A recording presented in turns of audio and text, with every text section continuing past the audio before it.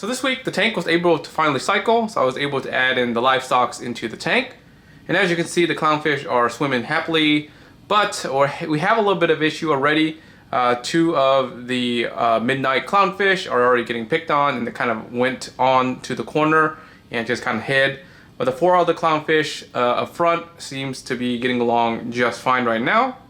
So we'll probably have to see what happens in terms of pecking order, or in terms of the males and females kind of figuring out each other. Now, as you know, for any brand new tank, the tank will go through kind of a algae phase where it's trying to find its balance. It's brand new. It has a lot of nutrients into the water and the water column. So until the tank is stabilized, we're going to expect some algae in this new tank. Other than that, we did have some meltage in the macroalgae.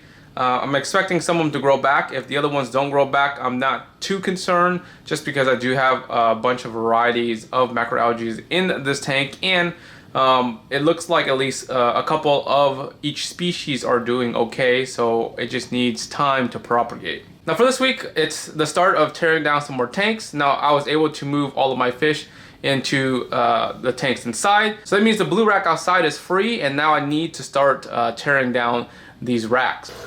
Alright guys, how is everyone's weekend so far? So this weekend is going to be a very, very busy weekend for me. I have started to take down the blue rack. As you can see, blue rack, blue bottom, and that's why it's called the blue rack. But this was the reef setup outside here in the garage. I haven't had much success. I mean, we have a little bit of growth in macroalgae here, but on the other side here, we haven't had really good success in terms of growth for macroalgae. I'm thinking it's due to the temperature swings in the garage. It gets up to almost 90 out here, and some of the macroalgae does not like those temperature swings. And also, I don't have that much livestock kind of stocked in both of these, or I'm sorry, 4 of these tanks here. So it kind of dwindles here and there. So I kind of decided to kind of take everything that I have here and kind of move it inside to the 2 33-gallon tanks inside and condense it in there, because I can kind of semi-overstock it a little bit while growing the macroalgae a little bit better inside versus having it out here and kind of just letting it die, because I've been trying different things and it's not working out for me. So I'm going to go ahead and take this down, because I'm going to convert probably this setup into a freshwater setup, more plants growing out here, but the main focus is going to be growing plecos.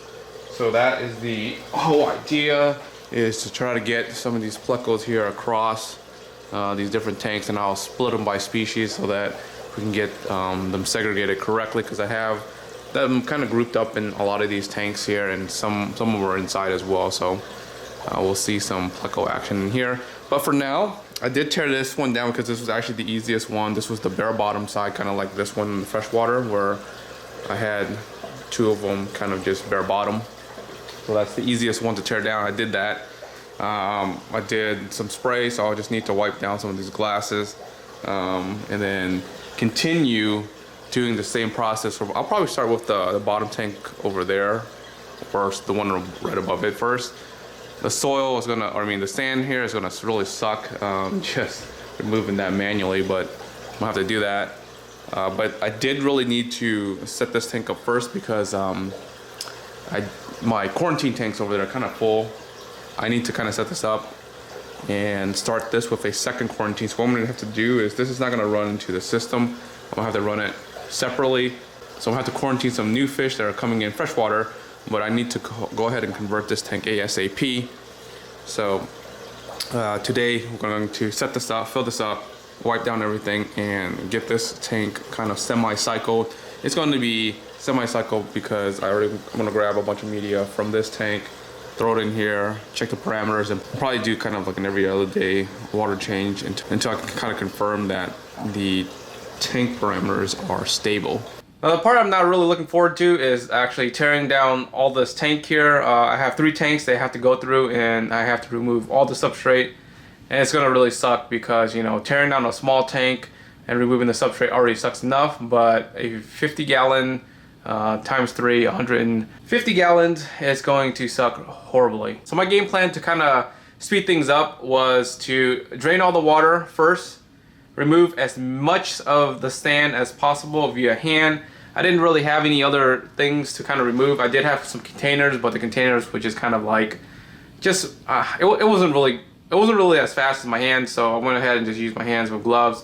Removed as many of the sand and substrate as possible, and then from there I went ahead and used a shop vac and sucked the rest of the sand and water out of the tank. And then finally I went ahead and sprayed the whole tank with hydrogen peroxide just to kind of let it sit so I can kind of scrape off the stuff on the sides of the tanks, and it's probably going to sit overnight. After doing 2 tanks, oh man, I had to lug so much sand that I got really tired. So I left the 3rd tank for another week or another time just because there was just way too much things going on. Then finally I went ahead and took the covers of the tank and went ahead and rinsed down and scraped off the algae on those covers. I don't want any lights to be wasted with algae blocking a bunch of the lights there. So you guys are probably wondering what happened to the zebra plecos. I went ahead and converted the 25-gallon cube, which had my discus pair in there. It was a bare bottom tank. I went ahead and moved those discus